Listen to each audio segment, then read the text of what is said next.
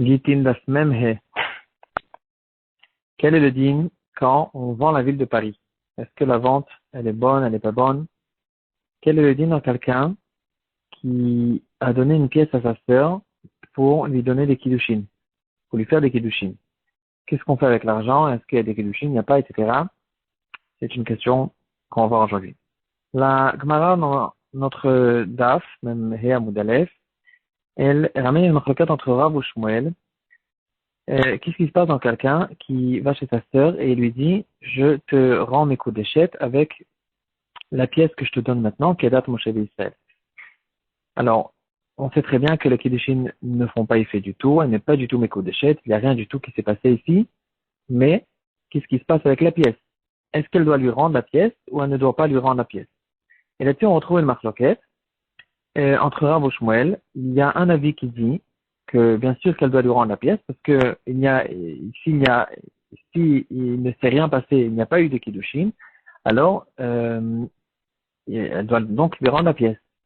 Le deuxième avis pense que non, à cause que tout le monde sait, à cause du fait que tout le monde est au courant que quelqu'un qui fait des kiddushin à sa sœur, il n'y a pas de kiddushin qui ont fait effet du tout, et quand même il a décidé de lui transmettre cette pièce. On apprend de là, on déduit de là, s'il a décidé de le faire quand même, alors c'est sûr qu'il avait l'intention de lui donner cette pièce en cadeau. Donc maintenant il regrette, il peut regretter, mais donner c'est donner, reprendre c'est voler. Et donc il ne peut pas lui récupérer la pièce, et la pièce reste chez la sœur. Pour la halakha, le Rambam, dans Ilchot Triya Matana, Perek Vav halakha Kaf, et comme explique là-bas le Lechem Mishneh, il dit que quand quelqu'un transmet de l'argent à quelqu'un d'autre et qu'il n'y a aucune possibilité d'expliquer quelle était son intention quand elle a donné l'argent, parce que tout le monde sait qu'il lui a donné cet argent sur quelque chose qui n'existe pas, comme le cas par exemple de notre Sugia, quelqu'un qui a fait entre guillemets des kiddushin avec sa sœur, dans ce cas-là, on est sûr qu'il avait l'intention de lui donner cet argent en cadeau et donc il ne peut pas regretter plus tard.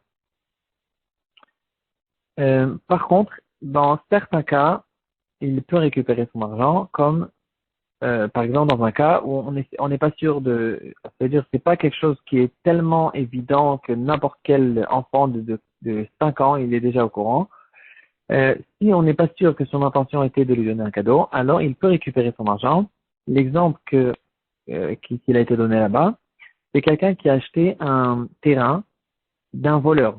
Maintenant, il sait que cette personne c'est un voleur et qu'il a volé ce terrain. Et quand même, il dit, moi je viens et je t'achète le terrain, il a transmis de l'argent. Plus tard, il veut changer d'avis. Il veut dire, regarde, je suis pas intéressé de prendre ce terrain, récupère ton terrain, ou qui n'est pas le tien d'ailleurs, mais au moins, surtout, rends-moi l'argent. Est-ce qu'il peut récupérer son argent? La réponse, c'est que oui, il peut récupérer l'argent parce que il est probable que certaines personnes pensent qu'un voleur qui a volé un terrain, il peut plus tard le revendre. C'est-à-dire, moi qui achète le terrain, je peux faire l'autruche et dire la manière dont toi tu t'es approprié ce terrain, c'est pas mon problème. Maintenant, tu me vends le terrain, moi j'achète le terrain, et toi tu te débrouilles avec les autres. C'est pas mon problème à moi. Et donc, puisqu'il peut y avoir certaines personnes qui pensent comme ça, ce qui n'est pas vrai.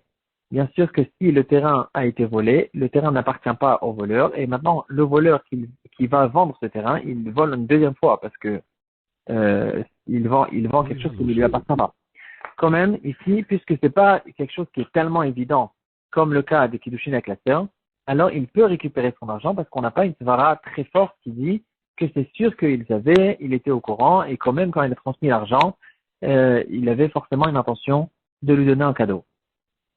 De là, on en arrive à la question qu'on a dit dans le titre du Shiur, une histoire sympathique qui nous a été ramenée par le Ben Ishraï dans le Shut Torah Lishma, Siman Shin Samech Aleph. L'histoire est la suivante. Il y avait quelques copains qui étaient assis une soirée sur des cigarettes et des bières, une illustration en personnel. Il y a quelques personnes qui étaient ensemble et tout d'un coup, un de ces personnes-là, il a dit à son copain, il a dit, je suis intéressé de t'acheter la ville de Paris. T'es d'accord, s'il te plaît, je t'en supplie, vends-moi la ville de Paris. Je suis prêt à payer même 5 dinars pour la ville de Paris. Et le vendeur, entre guillemets, le vendeur, il était d'accord. Il a dit, bon, d'accord, pour 5 dinars, c'est un bon prix, je te vends la ville de Paris. Il y avait maintenant plusieurs témoins qui ont vu cette vente. Et maintenant, la ville de Paris a été vendue. Donc, si vous n'avez pas encore entendu cette histoire, maintenant sachez que la ville de Paris, elle appartient à un juif qui l'a acheté du temps du Ben Ishraï. Euh, Tout le monde c'était la bonne rigolade, tout le monde était très content, etc.